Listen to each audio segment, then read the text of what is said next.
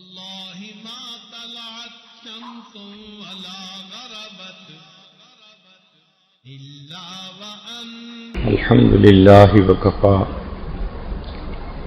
وسلام على عباده الذين اصطفى أما بعد أعوذ بالله من الشيطان الرجيم بسم الله الرحمن الرحيم وَلَقَدْ وَصَّيْنَا الَّذِينَ أُوتُوا الْكِتَابَ مِنْ قَبْلِكُمْ وَإِيَّاكُمْ أَنِ اتَّقُوا اللَّهَ وقال الله تعالى في مقام آخر وَإِيَّايَ فَاتَّقُونِ وقال الله تعالى في مقام آخر فَاتَّقُونِ يَا أُولِي الْأَلْبَابِ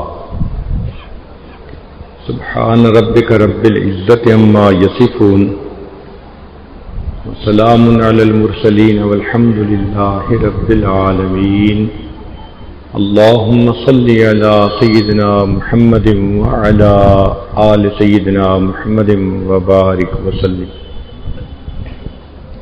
اللهم صل على سيدنا محمد وعلى آل سيدنا محمد وبارك وسلم اللهم صل على سيدنا محمد وعلى آل سيدنا محمد وبارك وسلم. آج کے موسٹ ماڈرن سائنٹیفک دور میں تین باتیں کھلی آنکھوں سے نظر آ سکتی ہیں. ایک تو یہ کہ آج کا انسان اللہ رب العزت کی معرفت کو حاصل کرنے کی بجائے اپنا سارا وقت مادے کی معرفت کو پانے میں لگا ہوا ہے. مادی ریسرچ کے اوپر اتنا وقت صرف ہو رہا ہے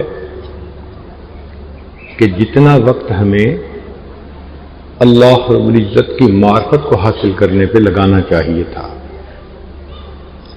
دوسری تبدیلی کہ انسان اپنی دنیا کو بنانے میں اس قدر مگن ہے کہ آخرت کو بنانے سے یہ غافل ہو گیا ہے. جس بندے کی زندگی کو دیکھو وہی اپنی جنت سجانے میں لگا ہوا ہے. میرا گھر ایسا ہو، گاڑی ایسی ہو، بیوی ایسی ہو، بچے ایسے ہوں، ہر چیز میں آئیڈیل ڈھونڈتا ہے اور پرفیکشن ڈھونڈتا ہے. حالانکہ یہ چیزیں تو آخرت میں ملنی تھی. تو گویا آج کا انسان دنیا میں ہی اپنی جنت بسانے کی کوشش میں لگا ہوا ہے. تیسری تبدیلی کہ اپنے باطن سے غافل ہو کر فقط ظاہر کو سجانے میں یہ انسان لگ گیا ہے. ظاہر میں کپڑے ایسے ہوں، جوتے ایسے ہوں، میرے گلاسز ایسے ہوں، ظاہر میں میرا چہرہ ایسا ہو، اس کی فکر زیادہ ہے. اور یہ فکر نہیں کہ میرے من کا چہرہ کیسا ہے، میرے اندر کا کیا حال ہے. نتیجہ کیا نکلا کہ باہر کے پالوشن کنٹرول کے لیے تو منسٹریز بن گئی اور اندر کے پالوشن کنٹرول کی کسی کو فکر ہی نہیں ہے. اس طرف دھیان ہی نہیں جاتا کہ غیر محرم پر نظر اٹھائی تو دل کا حال کیا برا ہوا، دل پر کتنی ظلمت آئی، جھوٹ بولا دل کتنا سیاہ ہوا، اس طرف دھیان ہی نہیں جاتا. اگر ظاہری ذلت نہ ہو تو جھوٹ بولنا تو مشغلہ بن گیا ہے. تو انسان اپنے من کی دنیا سے غافل ہو کر فقط تن کی دنیا کی کامیابی حاصل کرنے کے پیچھے لگ چکا ہے.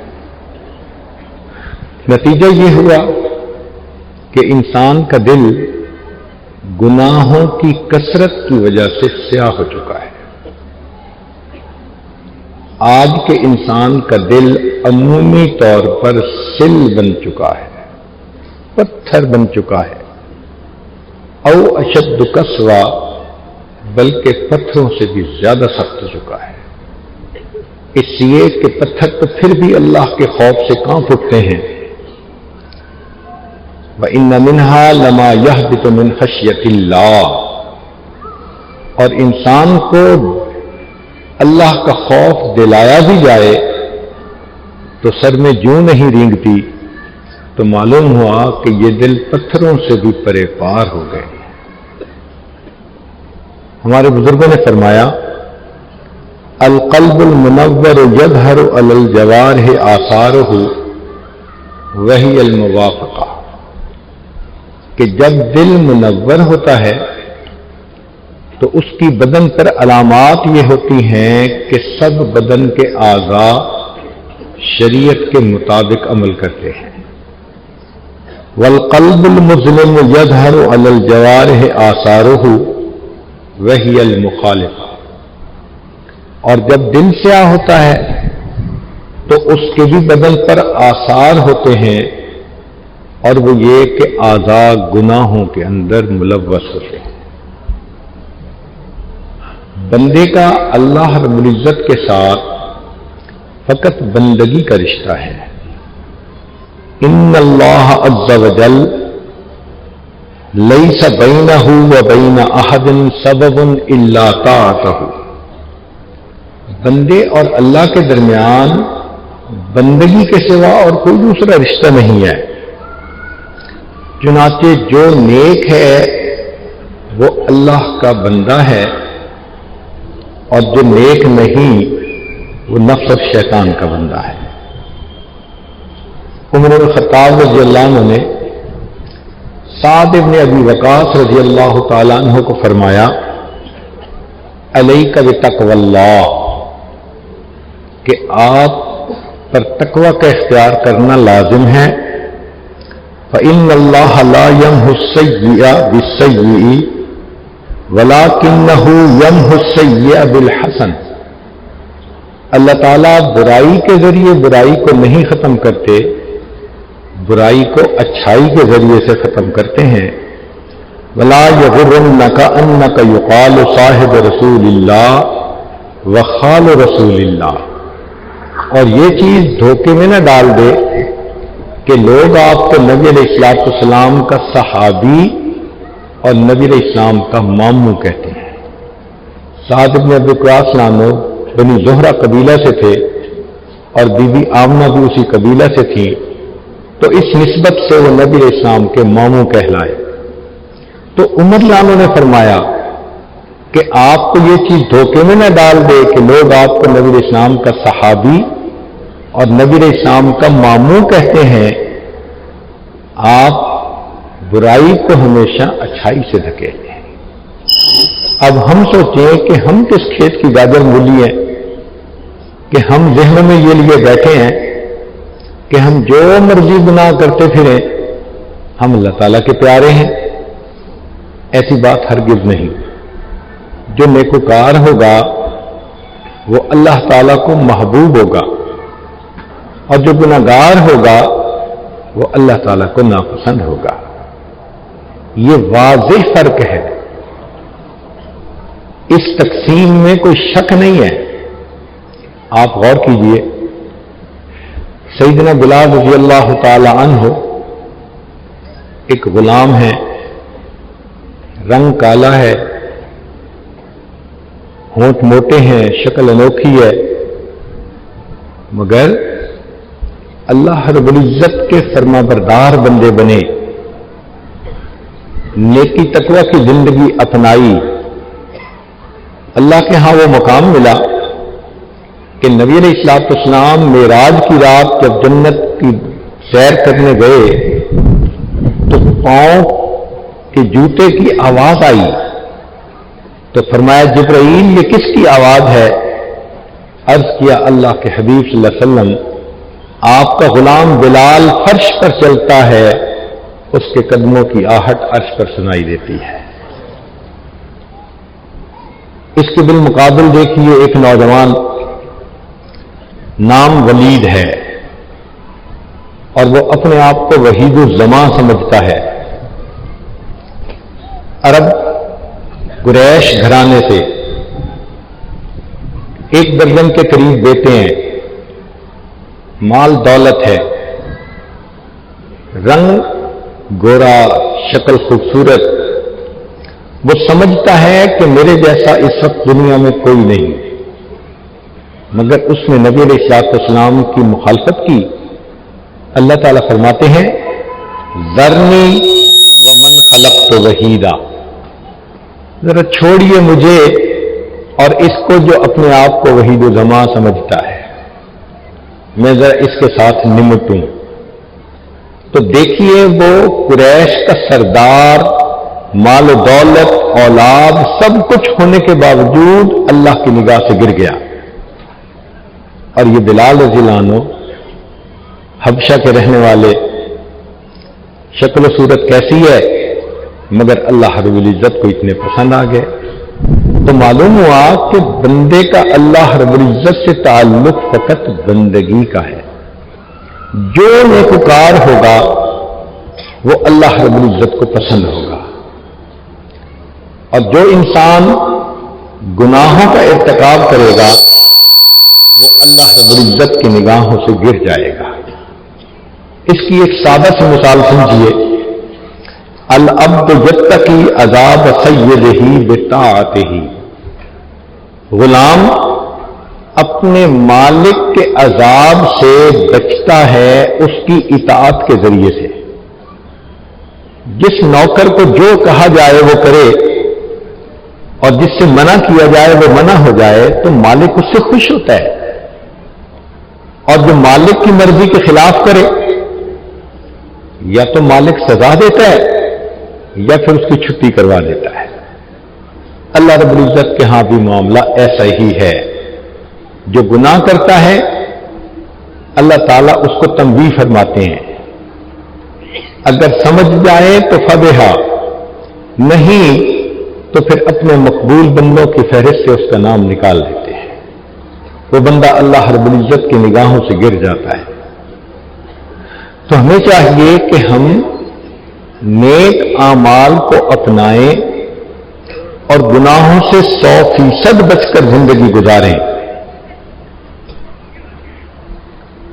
ذنون مسیح رحمۃ اللہ علیہ فرماتے تھے فمن اراد ان یفتح اللہ علیہ برکات من السماء والارض، جو یہ چاہے کہ اللہ تعالیٰ میرے اوپر زمین اور آسمان سے برکتوں کے دروازے کھول دے، وَيَجْعَلْ لَهُ مَخْرَجًا، اور اللہ اس کے لیے مخرج بنا لے، وَيَرْزُقْهُ مِنْ حَيْثُ لَا يَحْتَسِبُ، اور اللہ ایسی طرف سے رزق دے جہاں سے گمان بھی نہ ہو، وَيُكَفِّرْ عَنْهُ سَيِّئَاتِهِ، اور اللہ اس کے گناہوں کو مٹا دے، وَيُعْظِمْ لَهُ أَجْرًا، اور اللہ اس کو نیک اعمال پہ بہت اجر عطا فرمائے، وَيَجْعَلْ لَهُ مِنْ أَمْرِهِ يُسْرًا، اللہ اس کے کاموں میں آسانیاں کر دے، وَيَكُونَ مَعَهُ، اللہ اس کے ساتھ ہو جائے،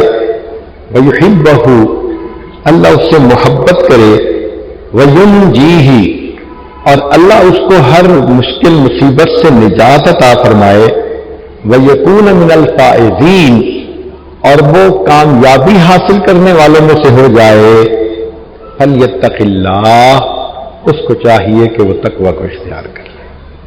یہ تمام انعامات اس شخص کو ملتے ہیں جو متقی بن جاتا ہے. متقی کس کو کہتے ہیں؟ التقوی ہی اتقاء عذاب اللہ بامتثال اوامرہ واجتناب نواہیہ، جن چیزوں کا اللہ نے حکم دیا ان کو کرے اور جن سے منع کیا اس سے رک جائے، اس شخص کو متقی کہتے ہیں.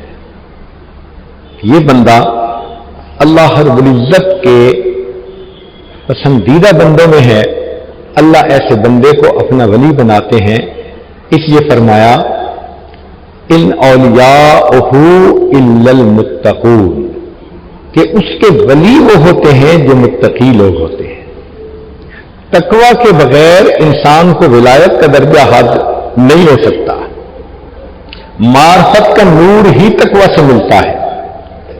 چنانچہ ایک بزرگ فرماتے ہیں وَلَوْ أَنَّ أَهْلَ الْقُرَىٰ آمَنُوا وَاتَّقَوْا کہ قرآن مجید کی یہ آیت ہے اگر یہ بستی دیسوں والے ایمان لاتے اور تقوی اختیار کرتے. وہ فرماتے ہیں معنی ہو اس کا معنی یہ ہے لو انہم صدقوا وعدی اگر وہ میرے وعدوں کو سچا کر دیتے واتقوا مخالفتی اور میری مخالفت سے بچ جاتے لنورت قلوبہم بمشاہدتی تو میں ان کے دلوں کو اپنے مشاہدے کے نور سے منور فرما دیتا. تو جو انسان اللہ کی مخالفت کو چھوڑ دیتا ہے اسی کو اللہ کا مشاہدہ نصیب ہوتا ہے. بلکہ اللہ تعالیٰ اس بندے سے اتنا خوش ہوتے ہیں اس کی آنے والی نسلوں کا بھی لحاظ فرما لیتے ہیں. ایک حدیث پاک میں ہے ان اللہ یحفظ الرجل الصالح فی اہلہ و ولدہ کہ اللہ تعالیٰ نیک بندے کے اہل خانہ اور اولاد کی بھی ایمان کی حفاظت فرماتے ہیں. بعض احادیث میں ہے کہ جب کوئی بندہ اللہ کو پسند آتا ہے اللہ تعالیٰ اس کی آنے والی 21 پشتوں کے ایمان کی حفاظت کا وعدہ فرما لیتے ہیں. اور ایک حدیث پاک میں ہے ان اللہ یحفظ بالرجل الصالح ولدہ وولد ولدہ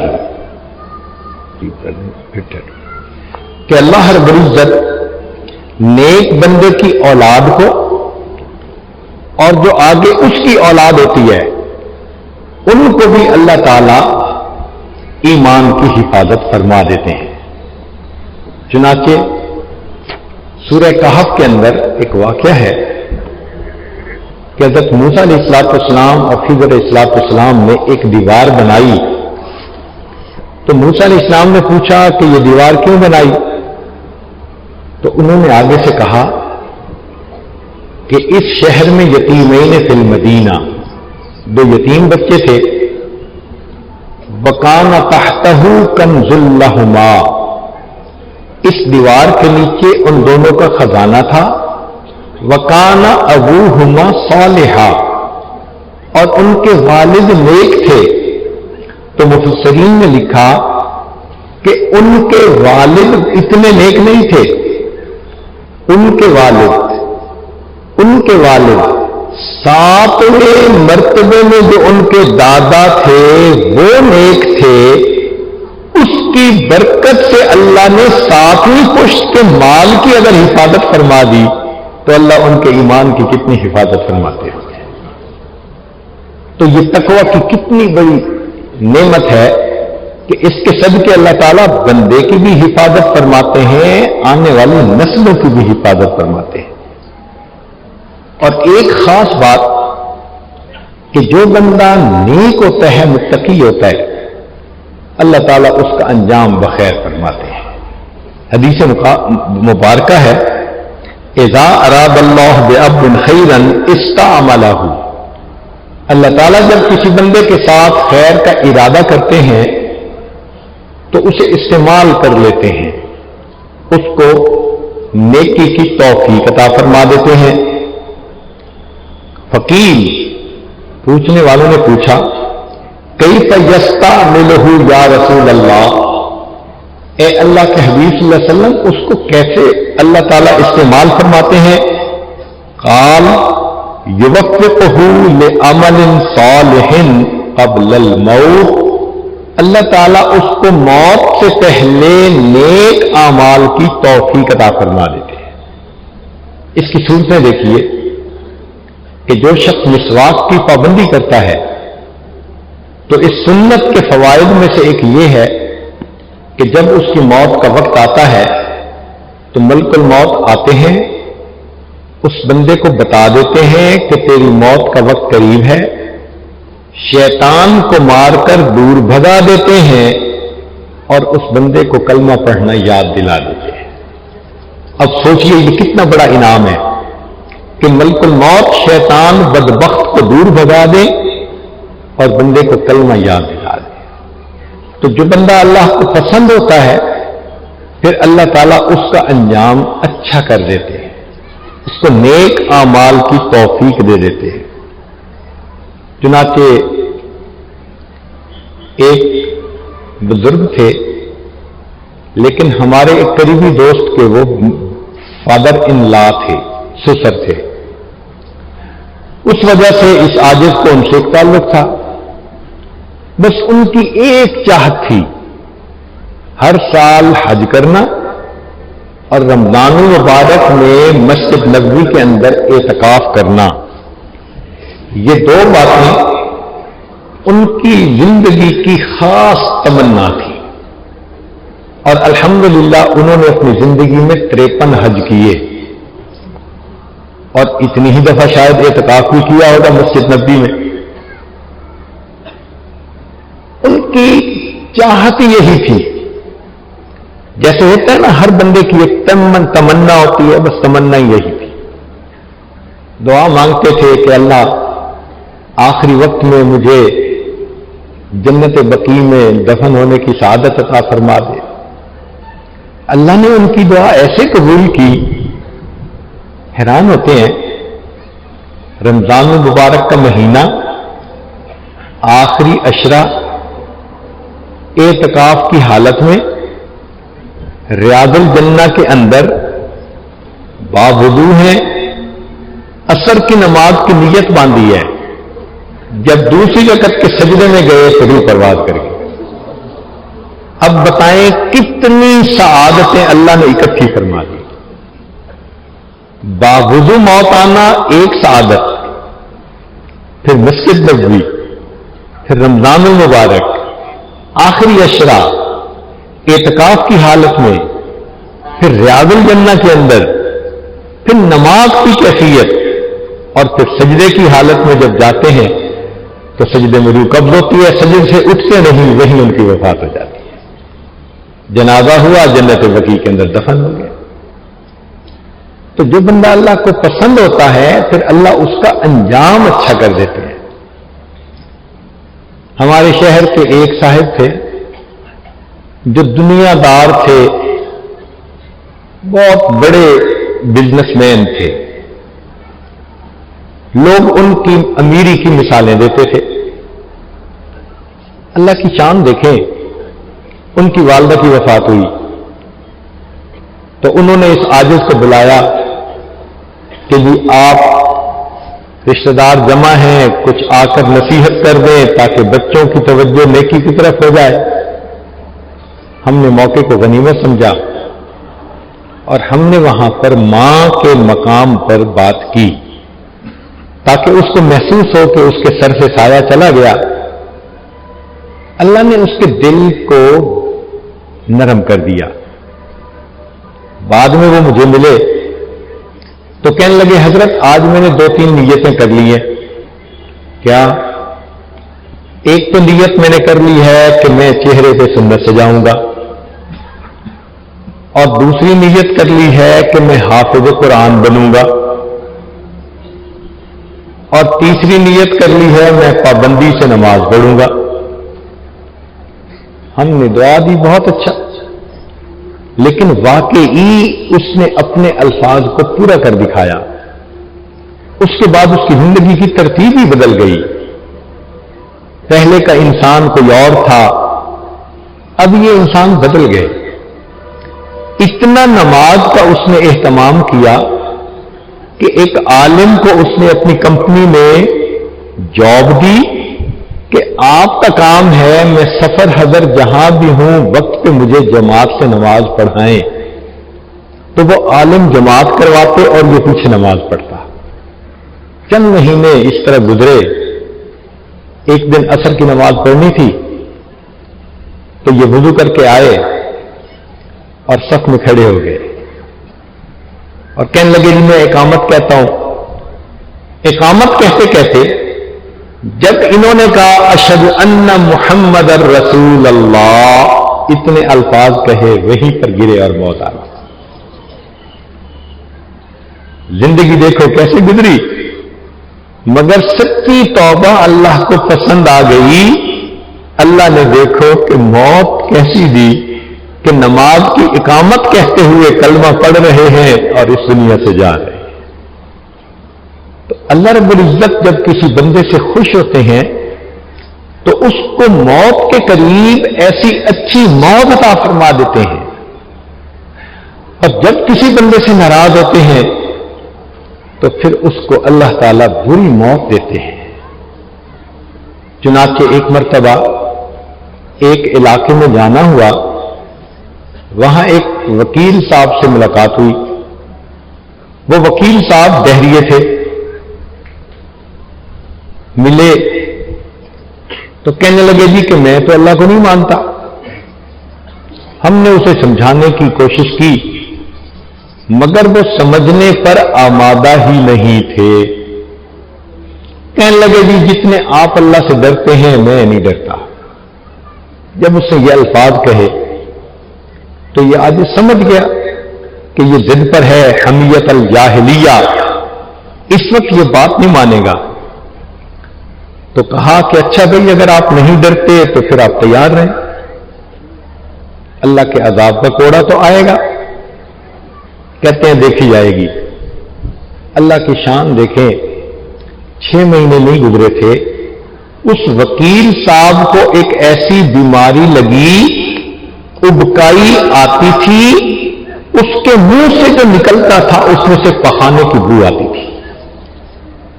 اللہ نے دنیا میں دکھا دیا جس زبان سے تم اپنے مالک کی شان میں گستاخی کرتے ہو، ہم اس منہ سے اگر نعمتیں کھلا سکتے ہیں، ہم اسی منہ سے پخانہ بھی نکال سکتے ہیں۔ میں نے ایک ڈاکٹر کو بتایا تو اس نے بیماری کا نام مجھے بتایا کہ حضرت اس بیماری کا یہ نام ہے، اس میں انسان کا سسٹم اس طرح ہوتا ہے کہ منہ سے جو نکلتا ہے اس میں پخانے کی بو ہوتی ہے۔ تو اگر انسان برے اعمال کرے تو پھر اللہ تعالیٰ اس کو بری موت دے دیتے ہیں۔ ہم لوگ تیسری کلاس میں شاید پڑھتے تھے، ایک دن اپنے اسکول سے گھر آ رہے تھے تو میرے ساتھ والا بچہ مجھے کہنے لگا کہ ہمارا ہمسایہ ہے اور اس کو رسیوں سے باندھا ہوا ہے، آپ نے دیکھنا ہے؟ تو میں نے کہا ہاں۔ چھوٹے چھوٹے تھے ہم دونوں، یہ وہ زمانہ تھا کہ ہمارے پاس پورے محلے کا ملٹیپل ویزا تھا، جب چاہتے جس گھر میں داخل ہو جاتے، ہر گھر میں عورتیں پیار کرتی، مرد پیار کرتے، جو دیکھتا وہی سینے سے لگاتا۔ تو چھوٹی سی عمر تھی، اس کے ساتھ جا گئے، اس نے مجھے کھڑکی سے دکھایا تو میں نے ایک بندے کو دیکھا کہ واقعی اس کو رسیوں سے باندھا ہوا ہے، بال بکھرے ہوئے ہیں، اور وہ تھوڑی تھوڑی دیر کے بعد کتے کی آواز نکالتا ہے، کتے کی طرح بھونکتا ہے۔ اگر باہر سے ہم آواز سنتے تو یہی سمجھتے کہ کتا بھونک رہا ہے، آنکھوں سے چونکہ دیکھا انسان تھا تو حیران۔ اس کو دیکھ کے میرے اوپر میں ایک خوف ستاری ہوا۔ خیر میں گھر گیا، جا کے والدہ کو بتایا، امی آج سکول سے آتے ہوئے راستے میں یہ واقعہ پیش آیا۔ تو پہلے تو امی نے ڈانٹا تم گئے کیوں؟ میں نے کہا دوست نے کہا تھا تو میں نے کہا میں دیکھ لیتا ہوں۔ تو امی نے کہا بیٹا وہ ساری عمر بھونکتا رہا، اب اس کو بھونکتے ہوئی موت آئے گی۔ میں اس بات کو نہیں سمجھ سکا۔ 2-3 دن کے بعد اس بندے کی وفات ہوئی۔ جب وفات ہوئی تب والدہ نے کہا کہ وہ نبی علیہ الصلوۃ والسلام کے اصحاب پر تبرہ کیا کرتا تھا، اس کی سزا یہ ملی، اللہ نے موت سے پہلے کتے کی طرح بھونکتے ہوئے موت عطا فرما دی۔ تم ساری زندگی میرے محبوب صلی اللہ علیہ وسلم کے اصحاب کی شان میں گستاخیاں کرتے رہے، اب تمہیں بھونکتے ہوئے دنیا سے جانا پڑے گا۔ تو نیک اعمال کا یہ نتیجہ کہ اچھی موت آتی ہے، اور برے اعمال کا یہ نتیجہ کہ انسان کو آخر میں برے وقت سے موت آ جاتی ہے۔ اور زندگی میں بھی پھر ان گناہوں کی وجہ سے مصیبتیں آتی ہیں. اصول یہ ہے الا قدر تقوی اللہ تأتی المواہب وتأتی علی القدر الذنوب المصائب، کہ جتنا انسان نیکی کرے اتنا اللہ رب العزت کی طرف سے رحمتیں آتی ہیں، اور جتنا انسان گناہ کرے اتنا اللہ کی طرف سے اس پر مصیبتیں آتی ہیں. وہب بن منبہ کہتے ہیں رأیت فی بعض الکتب المنزلہ یا عبدی اتینی، اے میرے بندے میری اطاعت کر، فیما امرتک، جو میں نے تجھے حکم دیا، ولا تعلمنی بما یصلحک، مجھے مت بتا کہ تیرے لیے بہتر کیا ہے، انی عالم بخلقی، میں نے پیدا کیا اپنی مخلوق کو، میں ان کو جانتا ہوں، انما اکرم من اکرمنی، میں اس کا اکرام کروں گا جو میرے حکم کا اکرام کرے گا، وَأُهِينُ مَنْ هَانَ عَلَيْهِ أَمْرِي، اور میں اس بندے کو ذلیل کروں گا جو میرے حکم کو ہلکا سمجھے گا، وَلَسْتُ بِنَاظِرٍ فِي حَقِّ عَبْدِي، اور میں بندے کے حق میں اس وقت تک نہیں دیکھوں گا حَتَّى يَنْظُرَ عَبْدِي فِي حَقِّي، جب تک کہ بندہ میرے حق کو نہیں دیکھے گا. تو معلوم ہوا ہم اللہ کے احکام کو پورا کریں گے اللہ ہمیں عزتوں سے نوازیں گے، اگر ہم اللہ کے احکام کو توڑیں گے اللہ ہمیں دنیا میں رسوا فرما دیں گے. چنانچہ گناہوں کے آثار میں سے ایک یہ بھی ہے کہ اب اللہ الا ان یذل من عصاہ اللہ عصاہ فی الدنیا والآخرہ، اللہ تعالی نے اس بات کا فیصلہ کر دیا کہ جو اللہ رب العزت کی نافرمانی کرے گا اللہ اس کو دنیا آخرت میں ذلیل فرمائے گا.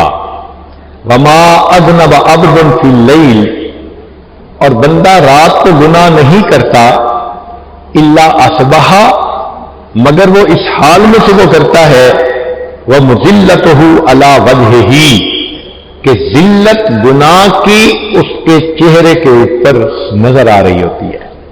تو انسان رات کو گناہ کرتا ہے، صبح کے وقت چہرے پر پھٹکار پڑی ہوتی ہے.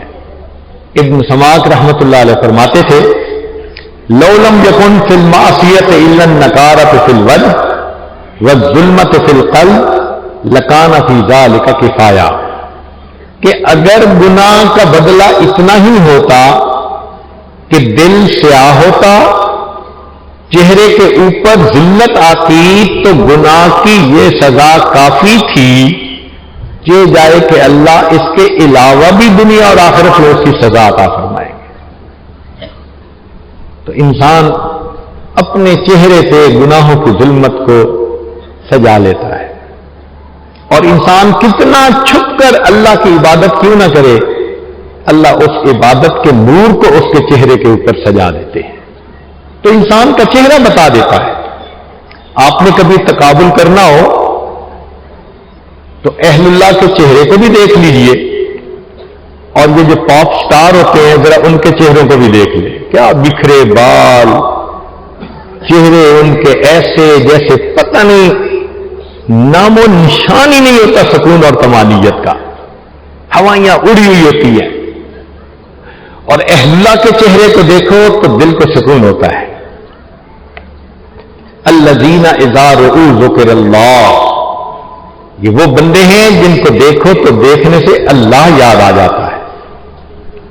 ہمارے بزرگوں نے فرمایا کہ گناہوں کی 3 تاثیر تو پکی ہیں.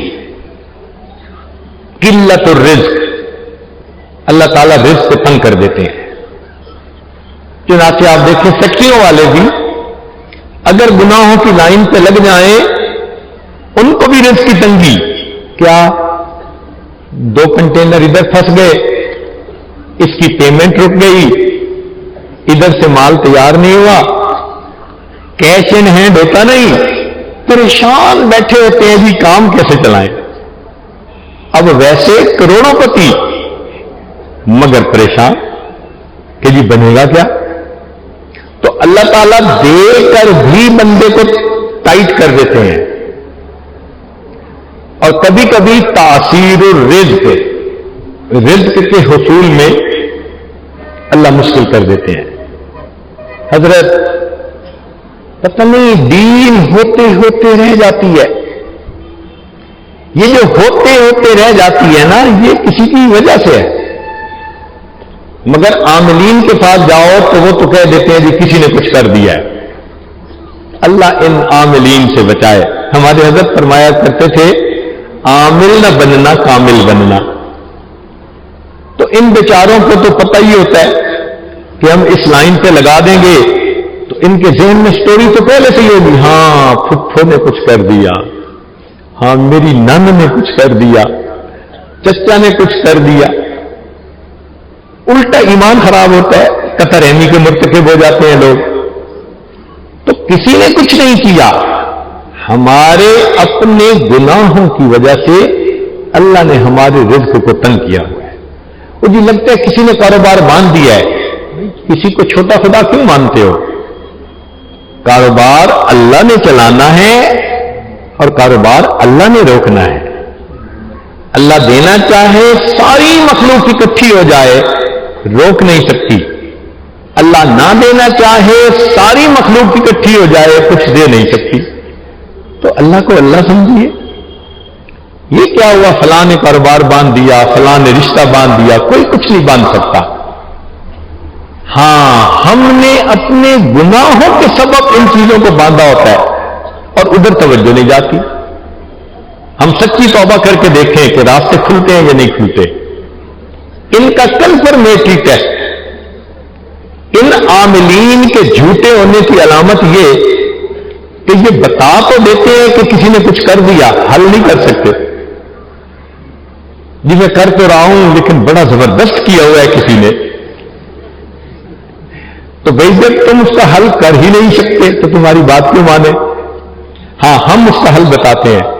حل یہ ہے کہ تنہائی کے اندر وضو کر کے 2 رکعت نفل پڑھ لیں، اپنے اللہ سے سلو کر لیں کہ میرے مولا آج تک جتنے گناہ کیے میں سچی توبہ کرتا ہوں، میں آج کے بعد نافرمانی نہیں کروں گا۔ آپ اپنے اللہ سے سلو کریں گے، اللہ آپ کے لیے بند دروازوں کو کھولتے چلے جائیں گے۔ آنکھوں سے آپ اس کا مشاہدہ کر سکتے ہیں۔ تو اس لیے گناہ ہمارے لیے دنیا میں جینا عذاب بنا دیتے ہیں۔ اس لیے ابن قیم رحمۃ اللہ علیہ فرماتے ہیں کہ اللہ نے جس بندے کو جنت میں بھیجنا ہوتا ہے، دنیا میں اس کا نمونہ دکھا دیتے ہیں۔ کیا؟ اس کا دل بڑا پرسکون ہوتا ہے، وہ اپنے اللہ سے بڑا خوش ہوتا ہے، بڑا راضی ہوتا ہے۔ جب بھی پوچھو کیا حال ہے، وہ کہے گا میں اپنے اللہ سے بہت راضی ہوں، بہت خوش۔ جس کو اللہ نے جہنم بھیجنا ہوتا ہے تو فرمایا کہ اسی دنیا میں اللہ تعالیٰ اس کے دل کو اتنا پریشان کر دیتے ہیں کہ وہ بندہ کہتا ہے پتہ نہیں میں اس مصیبت سے کیا چھوٹوں گا۔ دنیا میں اللہ نمونہ دکھا دیتے ہیں کہ دیکھو آج تم اس طرح آگ میں جل رہے ہو، کل تمہیں جہنم کی آگ میں اسی طرح جلنا پڑ جائے گا۔ تو ہم بجائے اس کے کہ اپنے دلوں میں ظلمت کو لے کر اللہ سے دوری کی زندگی گزاریں، ہمیں چاہیے کہ ہم نیکی تقوی کے ذریعے اللہ کے قرب کی زندگی کو گزاریں۔ اور ایک عام طور پر اور بھی اس کی تاثیر ہے، من ارتکب معصیۃ سلط اللہ علیہ ظالما، جو بندہ گناہوں کا ارتکاب کرتا ہے اللہ اس کے اوپر کسی ظالم کو مسلط کر دیتے ہیں۔ اپنی زندگیوں کو ہم دیکھیں، کہیں پر پڑوسی مسلط ہو جاتا ہے، جینا تنگ کر دیتا ہے، کہیں پہ کاروبار میں کوئی شریک بندہ ایسا کہ جینا حرام ہو جاتا ہے، اور کہیں پر ہم نے دیکھا کہ بیوی مسلط ہو جاتی ہے، بیچارہ خاوند پریشان، ایسی بیوی ملی، اور کہیں بیوی پہ خاوند مسلط، نیک بھی ہے اچھی بھی ہے مگر 100% گناہوں سے نہیں بچتی۔ نتیجہ کیا؟ خاوند اس کو ٹف ٹائم دیتا ہے، اس کا جینا حرام کر دیتا ہے. کہیں نہ کہیں اللہ کوئی نہ کوئی ظالم، کوئی حاسد کھڑا ہو جاتا ہے. علم کی لائن میں ہے تو علم کی لائن میں حاسد، دنیا کے کام میں ہے تو پروفیشنل حاسد. کوئی نہ کوئی بندہ اللہ ایسا کھڑا کر دیتے ہیں. اچھا میرے بندے تو میری نافرمانی کرتا ہے، میں بھی ایک بندے کو کھڑا کرتا ہوں، تیرا جینا حرام کر دے گا. جان نہیں چھوٹتی ان حاسدوں سے. اس کا پھر ایک ہی طریقہ ہوتا ہے کہ انسان اپنے اللہ کے سامنے سرنڈر کر دے کہ اے اللہ آج کے بعد میں آپ کے حکم کی نافرمانی نہیں کروں گا. قال حذیفہ بن یمان، حذیفہ رضی اللہ عنہ فرماتے ہیں ما استخف قوم بحق اللہ سبحانہ، کوئی قوم اللہ کے حق میں کوتاہی نہیں کرتی، الا باس اللہ علیہم، اللہ ان پر بندے ایسے مبعوث کر دیتا ہے، من یستخف بہم و بحقہم، کہ وہ ان کے اور ان کے حقوق کے اندر کوتاہی پھر کر کے دکھا. فضیل بن عیاض رحمۃ اللہ علیہ فرماتے تھے جب بھی مجھ سے اللہ کے حکم ماننے میں کوتاہی ہوئی، میں نے دیکھا کہ اس دن یا تو بیوی نے میرے حکم ماننے میں کوتاہی کی، یا اولاد نے حکم ماننے میں کوتاہی کی، یا میرے ماتحتوں نے حکم ماننے میں کوتاہی کی، یا کم سے کم میری سواری کے جانور نے میرا حکم ماننے میں میری کوتاہی کی. گویا اللہ رب العزت کی نافرمانی انسان کی زندگی میں ریفلیکٹ ہوتی ہے، جیسا ہم کریں گے ویسا ہی. اس لیے کتنے لوگ آتے ہیں حضرت اولاد بگڑ گئی، سنتی نہیں. بھئی ہم اللہ تعالیٰ کی بات نہیں سنتے، اولاد ہماری نہیں سنتی. جی افلاطون بن گئے ہیں بچے. بھئی بچے تو افلاطون بنے، مگر ہم کیا بنے پھرتے ہیں، یہ بھی تو دیکھیں نا. تو انسان زندگی میں جیسا تعلق اللہ سے جوڑے گا، ماتحتوں کے ساتھ اللہ اس کا تعلق ویسا بنا دیں گے. اور اگر اللہ تعالیٰ سے محبت کا تعلق، فرما برداری کا تعلق جوڑے گا، اللہ تعالیٰ بیوی محبت کرنے والی، بچے محبت کرنے والے، رشتہ دار محبت کرنے والے، اللہ تعالیٰ ثم یودع لہ القبول فی الارض، ایسے بندے کے لیے زمین کے اندر قبولیت رکھ لیا کرتے ہیں.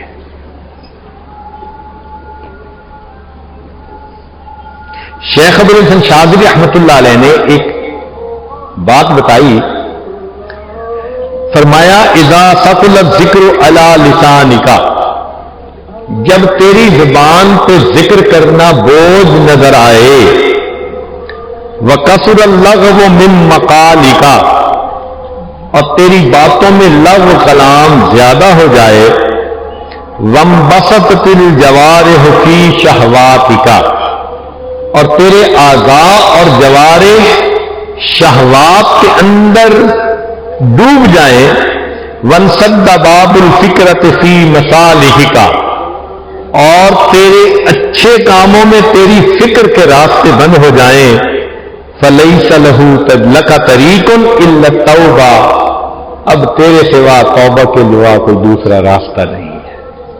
یہ اس بات کی دلیل. تو ہمیں چاہیے کہ ہم اپنی زندگی کے گناہوں سے سچی توبہ کریں.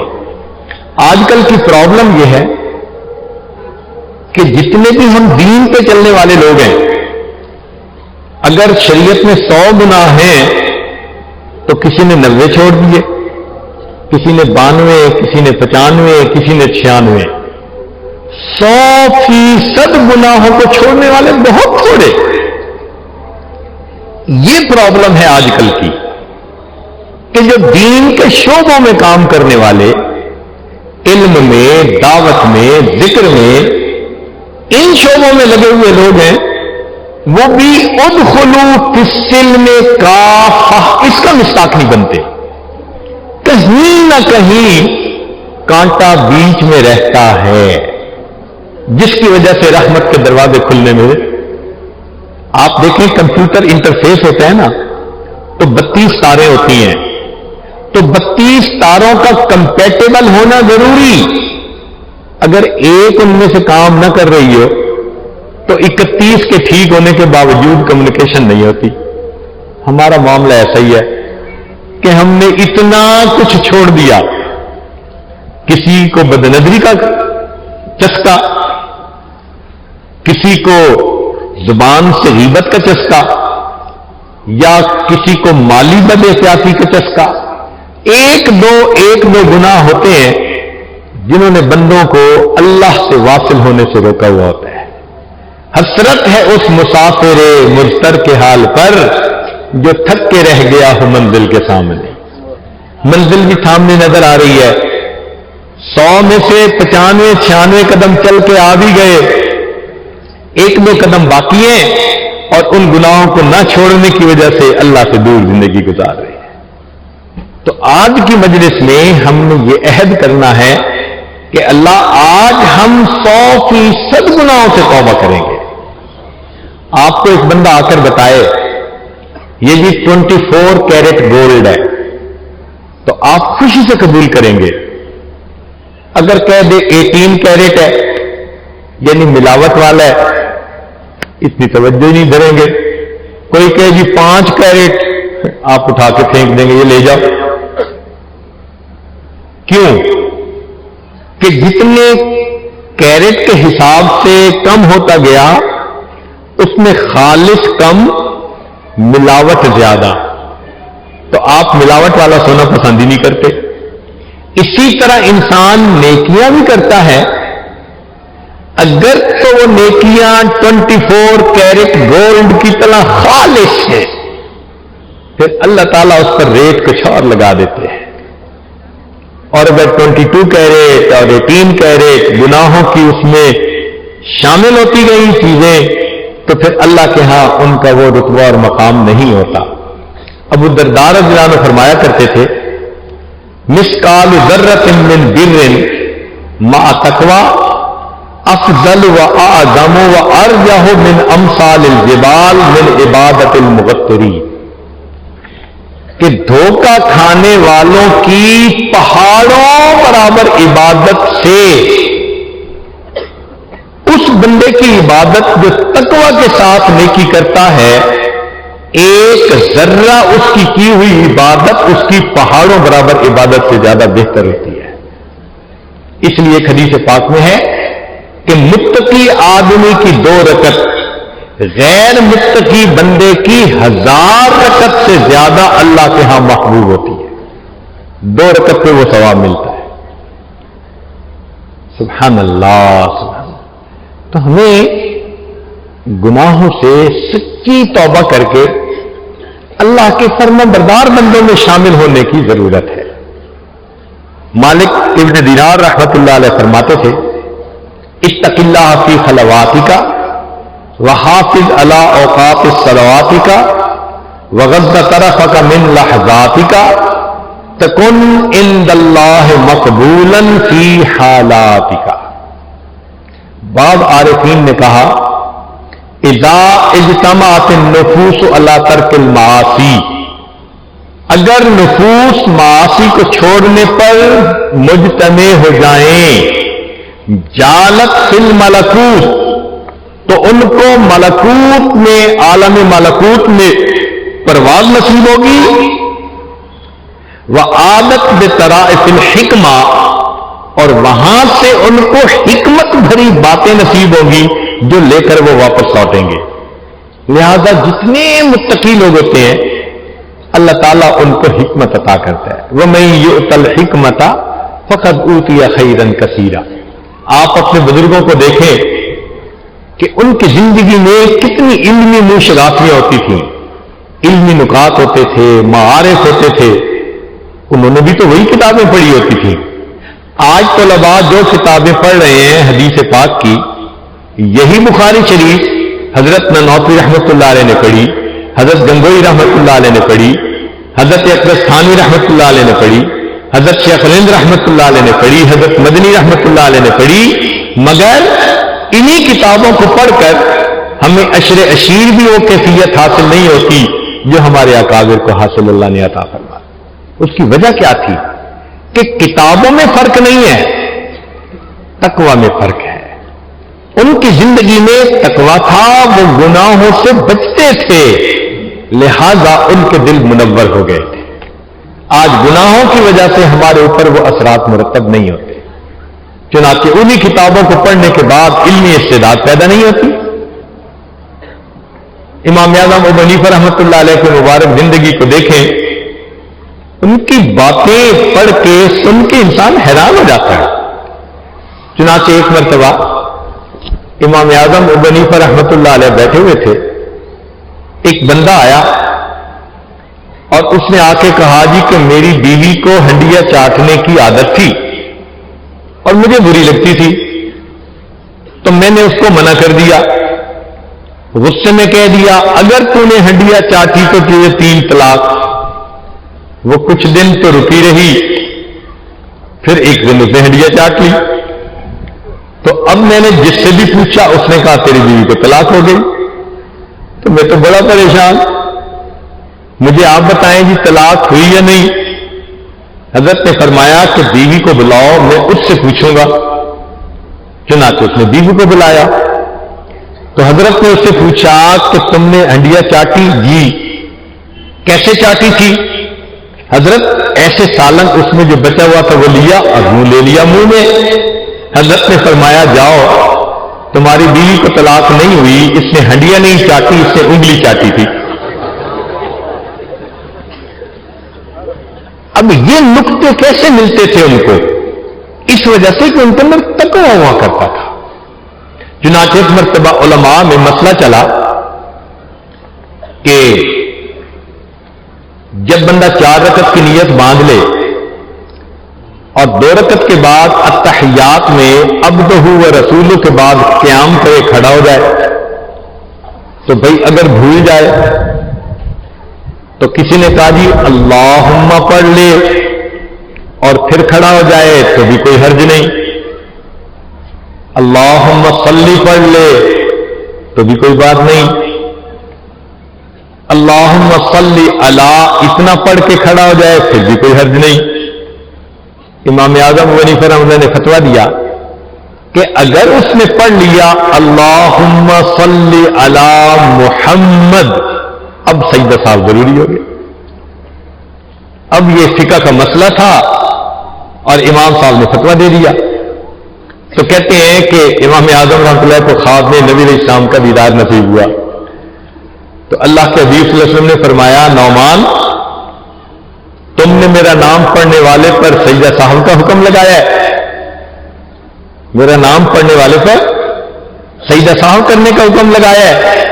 تو فوراً عرض کیا اے اللہ کے حبیب صلی اللہ علیہ وسلم نہیں, بلکہ میں نے یہ کہا ہے جو بھول کر آپ کا نام غفلت سے پڑھے اس بندے کو سجدہ صاحب کرنا ضروری ہے. تو اللہ کے حبیب صلی اللہ علیہ وسلم بہت خوش ہوئے کہ ہاں تم نے بہت اچھا فتویٰ دیا. تو یہ نقطے کیسے ملتے تھے؟ یہ اللہ کی طرف سے ان کے تقویٰ کی وجہ سے ملتے تھے.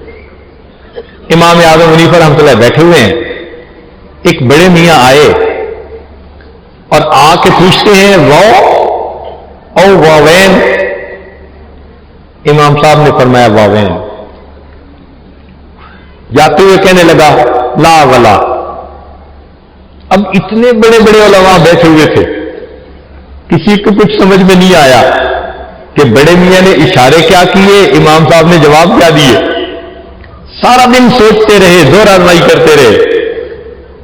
شام کو کہنے لگے کہ حضرت آپ ہی بتا دیجئے امام صاحب اس بوڑھے نے آپ کو کیا کہا. امام صاحب نے فرمایا کہ اس نے مجھ سے مسئلہ پوچھا کہ التحیات ایک واو سے پڑھنی چاہیے یا 2 واو کے ساتھ. ہم حنفی لوگ 2 واو سے پڑھتے ہیں, التحیات للہ والصلوات والطیبات.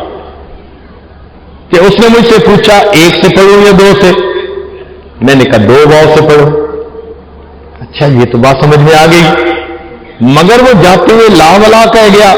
فرمایا کہ یہ وہ مجھے دعا دے گیا ہے. حضرت لا ولا کیا دعا ہوئی؟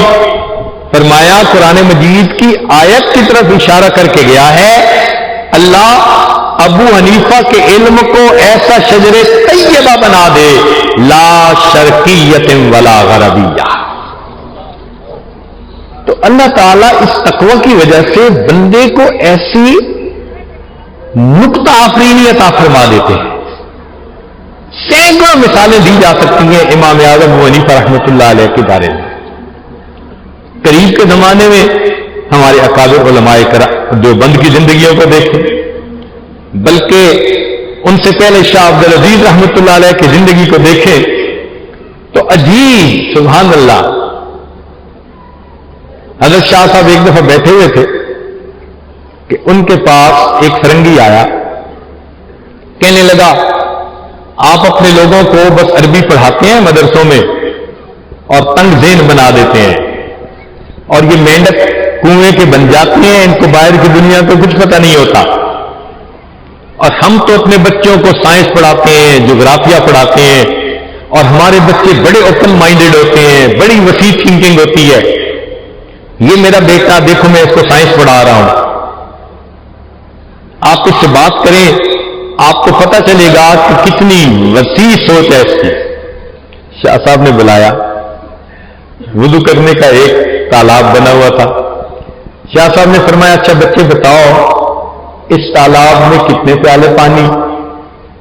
اب وہ انگریز کا بچہ کبھی تالاب دیکھے کبھی ان کا چہرہ دیکھے کہ جی مجھے کیا پتا. تو شاہ صاحب نے ایک طالب علم کو بلا لیا جو اس کا ہم عمر تھا، اللہ کی چاند وہ منطق پڑا ہوا تھا، بلا لیا اور بلا کے اس بچے کو کہا کہ بچے بتاؤ اس تالاب میں کتنے پیالے پانی ہیں؟ اس نے کہا حضرت اگر آدھے تالاب کے برابر پیالہ ہے تو 2 پیالے پانی، اور اگر اس کے برابر ہے تو 1 پیالہ پانی ہے. تو یہ چیزیں حکمت کی بات کہلاتی ہے، یہ تقوی کی وجہ سے انسان کو ملتی ہے.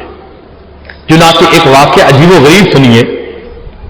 ہمارے ایک تعلق رکھنے والے تھے جنہوں نے دارالعلوم دیوبند سے دور حدیث کیا تھا، اور انہوں نے زندگی کے کوئی 30 سال مسلم شریف پڑھائی تھی. فرمانے لگے کہ حضرت میں آپ کو ایک واقعہ سناؤں جو دارالعلوم دیوبند میں پیش آیا. ہم نے کہا سنائیں. کہنے لگے کہ ایک مرتبہ جب سعودی عرب کے علماء نے سعودی عرب میں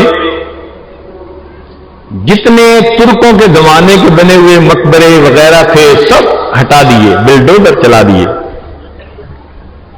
تو ان میں علماء میں بحث چلی کہ بخاری شریف کی ایک حدیث ہے جس سے ثابت ہوتا ہے کہ بنا علی القبور کی اجازت نہیں، یعنی قبر بنائیں تو کھلے آسمان کے نیچے، اس کے اوپر قبہ بنا دینا، عمارت بنا دینا شرعن اس کی اجازت نہیں ہے. تو جب انہوں نے جنت بقیع میں جو ترکوں نے قبے بنا دیے تھے سب ہٹا دیے، تو انہوں نے کہا جی کہ گنبد خضرا کے بارے میں کیا؟ تو جو حاکم تھے نا وہ سمجھدار تھے، انہوں نے کہا دیکھو یہ ذرا ٹچی معاملہ ہے، امت اس معاملے میں بہت حساس ہے، تم پہلے ملکوں میں جاؤ اور وہاں کے علماء سے بات چیت کر کے ان کو اپنا ہم نوا بناؤ، اگر علماء تمہارے ساتھ ہو گئے تو پھر ہم اگلی بات سوچیں گے. لہذا انہوں نے ایک وفد بھیجا دارالعلوم دیوبند میں. وہ لوگ آئے، انہوں نے آ کے محتمم صاحب سے بات کی کہ جی ہم اس حدیث مبارکہ کے بارے میں آپ سے بات کرنے آئے ہیں، اگر تو اس پر کوئی اعتراض ہے تو ہمیں بتا دیں، اگر اعتراض بھی نہیں ہے، حدیث متصل ہے صحیح ہے، تو پھر اس پر عمل کرنا چاہیے. تو جو محتمم تھے انہوں نے کہا کہ آپ 3 دن ہمارے پاس قیام کریں، اتنے میں ہم اپنے علماء کو اطلاع دے دیتے ہیں تاکہ وہ آ جائیں اور ہم ان سے مشورے کے بعد جواب دے سکیں. انہوں نے کہا ٹھیک. وہ دارالعلوم کے ہی مہمان خانے میں وہ 3 دن رہے. آخری دن جو رات تھی نا وہ دارالعلوم دیوبند میں عجیب تھی.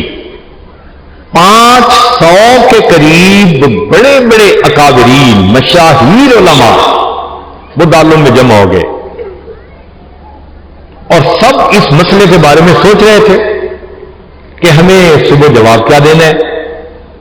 اب مسئلہ بڑا نازک، تو وہ کہتے ہیں کہ رات کے وقت کوئی نفلیں پڑھ رہا تھا، کوئی تلاوت کر رہا تھا، کوئی آپس میں تکرار کر رہے تھے، کوئی کتابیں دیکھ رہے تھے، کوئی دعا مانگ رہے تھے کہ اللہ جو صحیح جواب ہے وہ سجھا دیجئے، دل میں ڈال دیجئے۔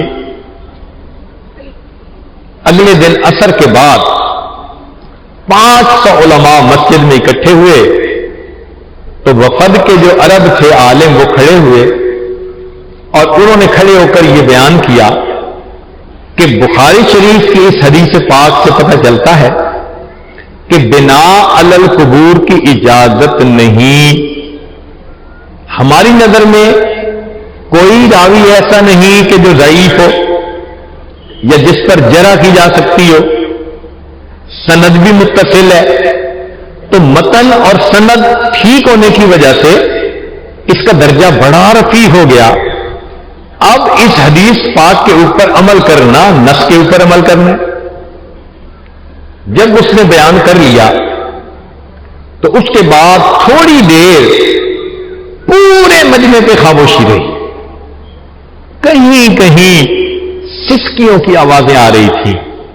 کچھ علماء تھے جن کی آنکھوں میں آنسو تھے اور وہ اللہ کے سامنے گر گڑا رہے تھے، اللہ اتنی بڑی ذمہ داری ہے، ایسے موقع پہ صحیح جواب دل میں ڈال دیجئے۔ مگر سب حیران تھے کہ جواب کیا دیا جائے گا۔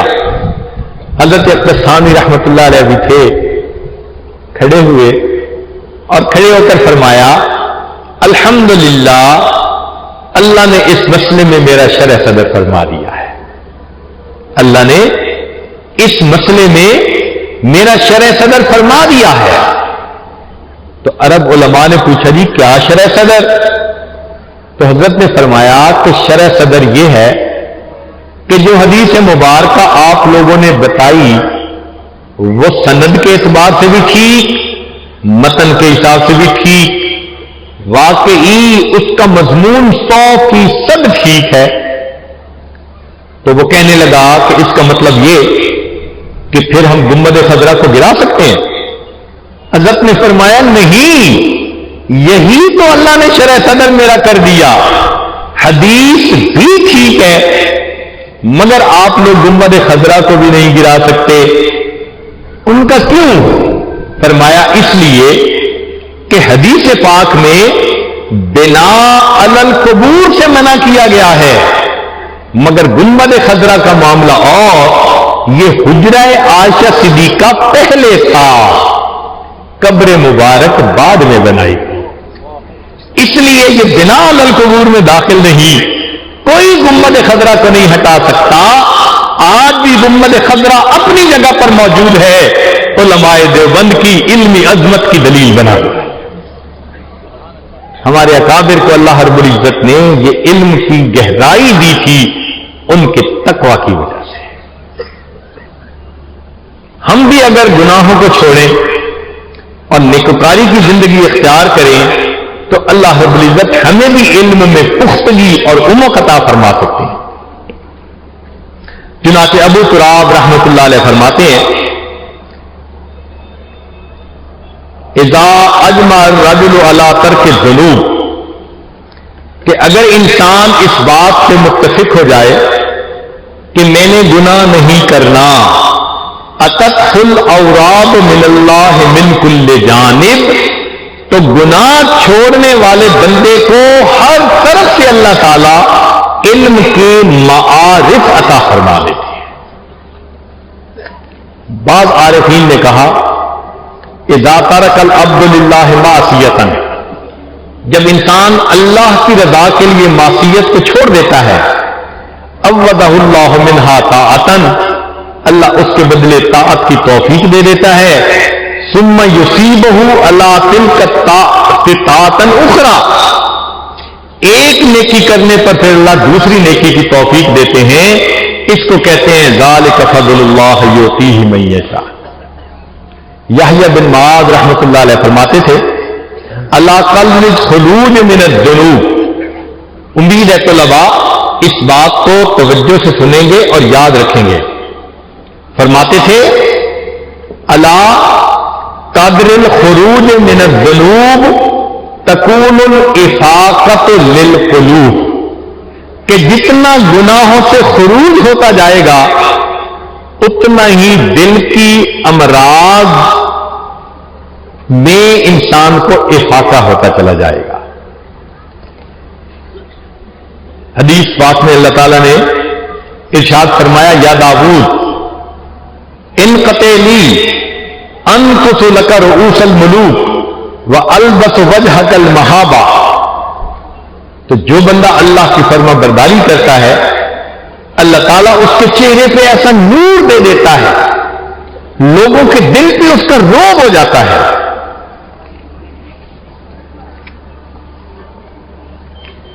حضرت اقدس ثانی رحمت اللہ علیہ سے پوچھا گیا کہ حضرت تصوف کا مقصود کیا ہے؟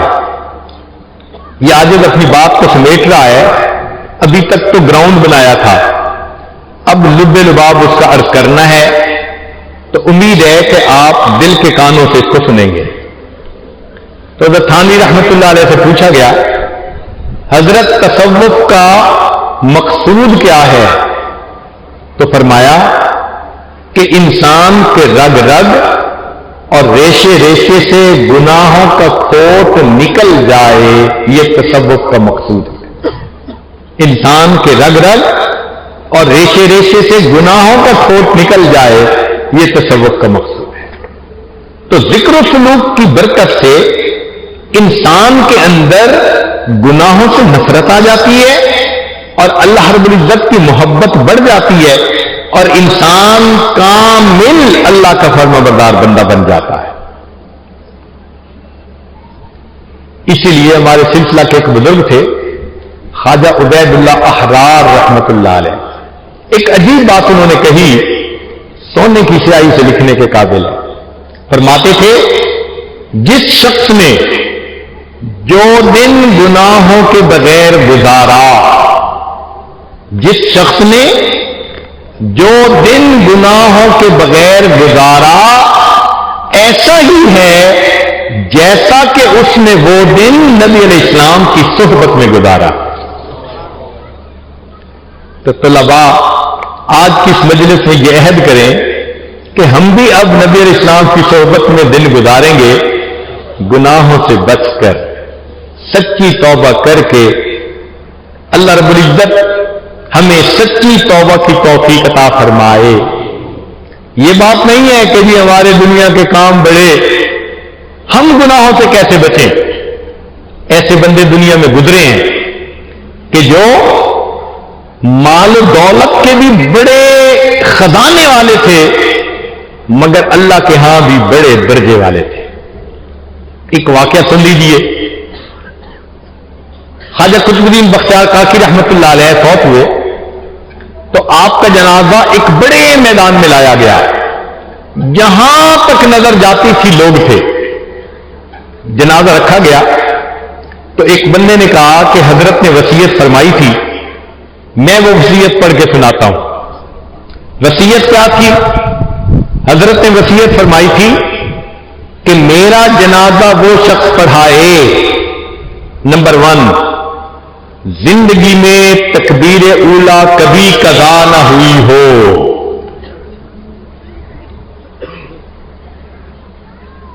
اس کی زندگی میں تہجد کی نماز بھی کبھی قضا نہ ہوئی ہو، دوسری شرط۔ اور تیسری شرط، اتنا عبادت گزار کہ عصر کی سنتیں جو غیر مؤکدہ ہیں وہ بھی کبھی نہ چھوڑی ہو۔ اور چوتھی شرط کہ اس نے کبھی غیر محرم کو بری نظر سے نہ دیکھا ہو۔ 4 خوبیاں جس میں ہو وہ میرا جنازہ پڑھائے۔ جب اعلان کیا گیا تو مجمع کو تو سانپ سونگ گیا۔ کون تھا جو آگے بڑھتا اور کہتا کہ میرے اندر یہ 4 خوبیاں ہیں؟ لوگ پریشان تھے، حضرت کا جنازہ کون پڑھائے گا؟ کچھ دیر کے بعد ایک آدمی مجمع سے اٹھا، رو رہا تھا، آگے بڑھا، حضرت کے جنازے کے قریب پہنچا، کپڑا کفن کا ہٹایا، اور حضرت سے کہا کہ حضرت آپ تو فوت ہو گئے، مجھے آپ نے رسوا کر دیا. آپ خود تو فوت ہو گئے، مجھے آپ نے رسوا کر دیا، میرا راز آپ نے کھول دیا. پھر اس نے مجمع کے سامنے اللہ کو حاضر ناظر جان کر قسم اٹھائی، میرے اندر یہ چاروں خوبیاں موجود ہیں. اس شخص نے نماز جنازہ پڑھائی. لوگوں نے دیکھا یہ وقت کا بادشاہ التمش تھا. اگر وقت کا بادشاہ اتنا متقی ہو سکتا ہے کہ اس کی تہجد قضا نہ ہوئی، تکبیر اولیٰ قضا نہ ہوئی، عصر کی سنتیں قضا نہ ہوئی، غیر محرم عورت پر کبھی زندگی میں بری نظر نہ پڑی، تو پھر ہم کیا قیامت کے دن بہانے کریں گے کہ اللہ ہم شریعت کی اتباع کیوں نہ کر سکے. آج وقت ہے نیکی تقوی کی زندگی کو اختیار کر لیں. گناہوں کا بخشوانا آج بڑا آسان ہے. آنکھ سے ایک آنسو گرے گا، پورے کے پورے گناہوں کے دھوکے ڈھلا جائے گا. اس لیے ہمیں چاہیے کہ ہم آج اپنے دلوں میں یہ عہد کریں کہ اللہ آج کے بعد ہم نیکوکاری اور تقوی کی زندگی گزاریں گے اور گناہوں سے ہم جان چھڑائیں گے. ورنہ سچی بات تو یہ ہے کہ جو زندگی ہم گزار چکے ہیں، اگر اسی کو لے کے اللہ کے سامنے چلے گئے اور قیامت کے دن اللہ تعالیٰ نے ہمیں چوائس دے دیا، میرے بندے یا تو خود ہی جہنم چلے جاؤ یا ہم تمہاری زندگی کی ویڈیو تمہارے باپ کو دکھاتے ہیں، تمہارے استاد کو دکھاتے ہیں، پیر کو کہیں تمہاری زندگی کی ویڈیو تمہارے مریدوں کو دکھاتے ہیں، بیوی کو کہیں تمہاری ویڈیو تمہارے خاوند کو دکھاتے ہیں، اور بیٹی کو کہیں کہ یا تو جہنم چلی جاؤ یا تمہاری ویڈیو تمہارے باپ کو دکھاتے ہیں. تو مجھے تو لگتا ہے ہم سب یہی کہیں گے اللہ ہماری ویڈیو کسی کو نہ دکھانا، ہم کبھی جہنم چلے جاتے ہیں. اگر زندگی ایسی گزار چکے ہیں تو آج وقت ہے کہ ہم سب کی توبہ کر کے اس ویڈیو کو ختم کر کے ایک نئی نیکوکاری کی زندگی گزارنے کا دل میں ارادہ کر لیں. اللہ رب العزت گناہوں کو معاف کر کے خوش ہوتے ہیں. اللہ تعالی ہمارے گناہوں کو معاف کر دے. کیا علامہ اقبال نے خوبصورت شعر کہا، تو غنی از ہر دو عالم من فقیر. اللہ تو دو عالم سے غنی ہے، میں فقیر ہوں. روز محشر عذرہائے من پذیر. اللہ قیامت کے دن میرے عذروں کو قبول کر لینا. گر تمی دینی حسابم ناگزیر. اگر اللہ آپ نے فیصلہ کر لیا میرا حساب لازمی لینا ہے، اے اللہ اب نگاہ مصطفیٰ پنہا بگیر. اللہ میرا حساب مصطفیٰ کریم کی نظروں سے اوجھل لے لینا. مجھے ان کے سامنے شرمندگی ہوگی. وہ کیا فرمائیں گے، یہ طالب علم تھا، یہ میری حدیث پڑھنے والا، یہ مدرسے میں اللہ کے نام کی روٹیاں کھانے والا، یہ دین کی نسبت رکھنے والا تھا، اور اس کی نجی زندگی ایسی تھی. اللہ از نگاہ مصطفیٰ پنہا بگیر. اللہ مصطفیٰ کریم سے میرا حساب اوجھل لے لینا. قیامت کے دن ہماری سب کے سامنے اگر رسوائی ہوئی تو پھر کتنا برا ہوگا. آج وقت ہے سچی توبہ کے ذریعے اپنے گناہوں کو معاف کروا لیں. اللہ تعالی ہمیں نیکی تقوی کی زندگی نصیب فرمائے. وآخر دعوانا ان الحمد للہ رب العالمین.